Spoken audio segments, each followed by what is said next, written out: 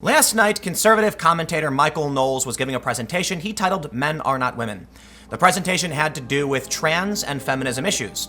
At some point, a protester wearing a mask sprayed him with some kind of chemical that they believed to be bleach, but later determined just smelled like bleach. The protester was arrested. This is just one example of how contentious the conversation around trans rights has become. Many people on the left say simply having the conversation denies the existence of trans people. But in order to determine how and when people are protected, we have to have the conversation. At a local level, we're seeing a protest at a high school in Omaha, Nebraska, where female students are upset because a male student who now identifies as female is using the female bathrooms, and they feel this violates their privacy. If we want to figure out how and when to implement protections, we have to have the conversation because there is data and there is nuance here. Today, let's take a look at exactly what happened with Michael Knowles, as well as this protest in Omaha, Nebraska. But before we get started, make sure you follow our new YouTube channel, youtube.com/subversevideos. The goal of this channel is to produce straightforward news, on-the-ground reports, and expert interviews to cut through the spin and the bias to the best of our abilities. If you want to support this video, just share it on social media to help spread the news. Our first story from the Daily Wire. Daily Wire's Knowles sprayed with bleach-like substance by SJW protester during speech at University of Missouri, KC. Speaking at the University of Missouri, Kansas City on Thursday night, the Daily Wire's Michael Knowles was attacked by a masked protester who used a super soaker to fire liquid at him that appeared to be glitter-colored bleach. Police later said that the liquid merely smelled like bleach. Knowles' speech was titled simply, Men Are Not Women. Hecklers consistently interrupted Knowles and yelled at him, prompting Knowles to respond, I know you're so oppressed, my dears. I know. Life is so hard for you. You have to live in the richest, most equitable, most just country in the history of the world.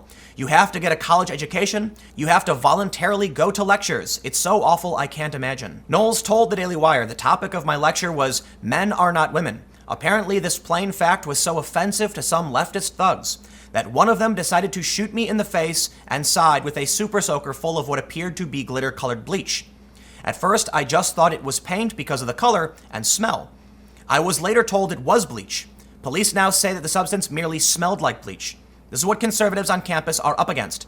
This is the kind of violence conservatives on campus stand to face if they state plain facts and refuse to kowtow to leftist fantasy. Video emerged on Twitter of the attack taking place, where you can see this masked individual was then promptly arrested. We should never tolerate violence or attacks on other people when they're having a debate or engaging in a conversation. Now, the left feels this isn't a debate because trans people exist and you shouldn't be allowed to question whether or not they do. But the reality is, there is nuance. At what level do we grant protections? To anybody who just says they are trans? To people who have undergone some kind of therapy? Who have undergone hormone treatment, or who have gotten surgery? Where's the line? We really have to talk about it. Otherwise, you will see people who are not allowed to talk about it resort to other means. Now, this story is much more local, but because of that, I feel it's extremely important. From NBC6 News in Omaha, Nebraska, Transgender Rights clash prompts walkout at CB Abraham Lincoln High. The story says a clash over transgender students' rights reached a boiling point at a Council Bluffs high school Thursday as two groups of students walked out of Abraham Lincoln High to have their say on the use of the school's restrooms.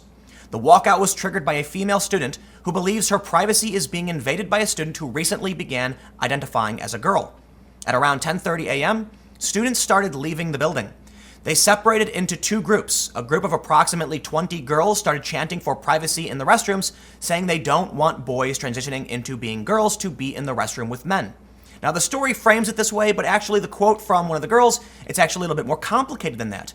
They add, another group of approximately 40 students chanted in favor of the rights for transgender students to use whichever restroom they feel comfortable with. Student Alana Owen said, we felt very uncomfortable with a male who's not doing anything to be transgender going into the female restrooms. Student Brandy Sherlin said, I believe if you have the male parts, you go to the male's bathroom, and if you have the female parts, you go to a ladies' room, and that's just the way I was raised. Atop a hill, the other group chanted transgender support. They were too far away to be able to speak with them, but they held signs in solidarity and said they have the law on their side. The superintendent for the district said, according to the U.S. Department of Education, which Iowa has adopted that same language and is now part of our state law, our students who are transitioning into a new gender have the right to use the restroom that they identify. So it is our obligation to allow that to occur. Now, according to the Department of Education website, this is absolutely true. Title IX protects all students, including LGBTQ students. One of the most important issues that needs to be talked about is determining at what point someone is transgender. According to most laws, you can just say you are and you are granted these protections. You may use whichever bathroom or facility you choose. This is why these young girls are upset and why they're protesting.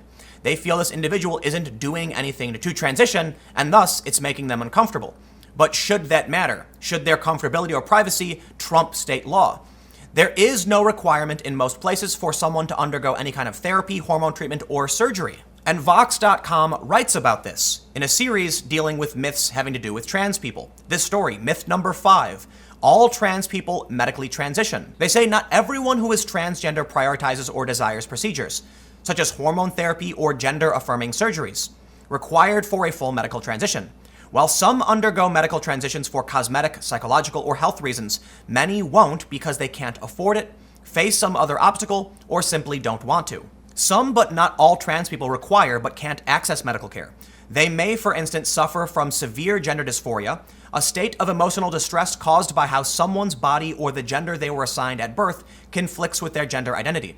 This condition, the American Medical Association noted in a 2008 resolution, can lead to distress, dysfunction, debilitating depression, and for some people without access to appropriate medical care and treatment, suicidality and death. But the AMA and the American Psychiatric Association say it can be treated by letting someone transition without significant barriers and social stigma. In my conversation with Jack Dorsey on the Joe Rogan podcast, the reason he said they protect trans people is to try and prevent suicide, that bullying can lead to people taking their lives. And I think most people recognize that is a really, really bad thing we want to avoid. But the conversation is complicated.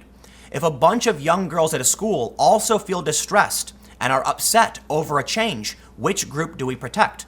The biological females who want to feel safe and comfortable, or the trans individual? Do the needs of the many outweigh the needs of the few, or does the marginalized group, depending on how marginalized they are, get preferential treatment in this circumstance?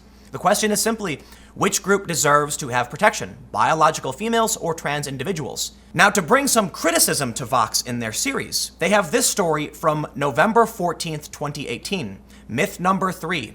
Letting trans people use the bathroom or locker room matching their gender identity is dangerous. They say, transgender people generally prefer using the bathroom or locker room that matches their gender identity, not the one that corresponds with the gender they were assigned at birth. But conservative critics argue that this could expose others to sexual voyeurism and assault in bathrooms or locker rooms, even though there's no evidence to support this claim. Unfortunately for Vox, they didn't do a good job of fact-checking this because this is actually not true. If you want to argue that trans people are the most vulnerable and not likely to attack people, then yes, by all means argue that.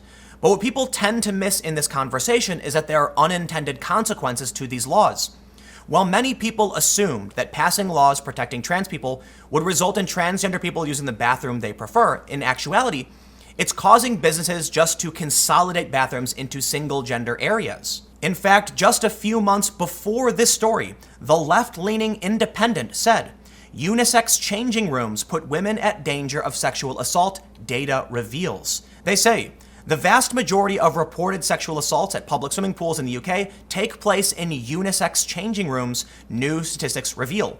The data, obtained through a Freedom of Information request by the Sunday Times, suggests that unisex changing rooms are more dangerous for women and girls than single-sex facilities. Just under 90% of complaints regarding changing room sexual assaults, voyeurism, and harassment are about incidents in unisex facilities. What's more, 2/3 of all sexual assaults at leisure centers and public swimming pools take place in unisex changing rooms. The story says unisex facilities account for less than half the changing areas across the UK, but the number is on the rise. Doing away with separate male and female changing rooms and toilets is seen as a way to cut staff costs and better cater for transgender people. Whether or not you want to trust the Sunday Times or the Independent is entirely up to you, but at least we can say there is one source, especially a left-leaning source, saying that data does exist. This would absolutely counter the claim that there's no evidence. However, Vox points to Media Matters, saying experts from 12 states that protect trans rights have thoroughly refuted this talking point. In the US, there's not a single reported instance of this kind of voyeurism occurring in states with legal protections for trans people. Yes, if you have gender-segregated bathrooms and trans people use them, you're probably going to be fine, because trans people are actually a relatively small portion of the population, and you'd probably not see that many problems. In the story from the UK, we're seeing the consolidation of changing areas, locker rooms, shower rooms, etc., to accommodate many trans people and cut costs. But this results in people who are not trans being in close proximity to each other, and thus assaults are going up. It's an unintended consequence of these new laws. But that doesn't mean we don't see trans people actually being accused of committing crimes. This story from October 9th, 2018. Feds probing transgender policy, alleged assault. And this story is from Education Week. The story says the investigation comes after a parent claimed their daughter was sexually assaulted in a girls' restroom at a Decatur City elementary school by a male student who identified as gender fluid, according to a September 14th letter from the federal agency to an attorney for Alliance Defending Freedom, a conservative Christian organization that has opposed transgender student policies and helped file the Georgia complaint. The story was also picked up by NBC News, and they added a quote. "We are aware of the unfounded allegations made by the Alliance Defending Freedom," the district said. "We fully disagree with their characterization of the situation and are addressing it with the Office of Civil Rights." That's an anecdote. It's one accusation, it's one investigation that may or may not be true, and naturally partisans are piling on one side or the other, with many people saying it's unfounded and others saying it's a serious threat. But the reality is, you're going to hear stories about these anecdotes, they're going to happen. But at least one story from The Independent shows that the unintended consequences of creating single-sex bathrooms can be an increase in assaults. I think it's important to point out that a lot of people will highlight anecdotes, individuals who are trans winning certain sporting events and saying this proves there are issues, while simultaneously ignoring the events that trans people lose. But at the very least, you have to recognize, even with this story from Georgia, where the accusation was made, you will see people around the country upset. And in this instance, 20 or so girls protesting, and they're probably going to cite stories like this as to why they're upset. The solution then is conversation, open dialogue, data, and research. There will be a debate. People will fight vigorously on both sides. But certainly you can't show up to an event where a conservative is speaking and spray them with some kind of stinky chemical. You then end up with videos like this. Breaking video, one person injured following protest at event hosted by conservative group Young Americans for Freedom.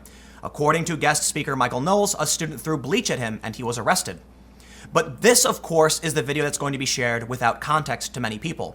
Of course, the context is appropriate here, but I assure you many people on the left are going to see this and believe the police are just shutting down protest without considering the full context, that this individual sprayed an unknown chemical substance at a speaker for disagreeing. Whatever the reason for having gender-segregated bathrooms is, we have to contend with one issue, that there are biological females who don't necessarily feel safe in their most intimate place when there are biological males around. And although we may want to protect the most marginalized communities, we cannot sacrifice another community for the benefit of another. The question is, do the needs of the many outweigh the needs of the few, or does being marginalized more than anyone else guarantee you special protections under the law? And that's a question that needs to be discussed, hopefully without getting sprayed with bleach. But let me know what you think in the comments below, and we will keep the conversation going. You can follow me on Minds at Timcast. Stay tuned, new videos every day at 4 p.m. Eastern, and I'll have more videos for you on my second channel, youtube.com/TimcastNews, starting at 6 p.m. Eastern. Thanks for hanging out, and I will see you all next time.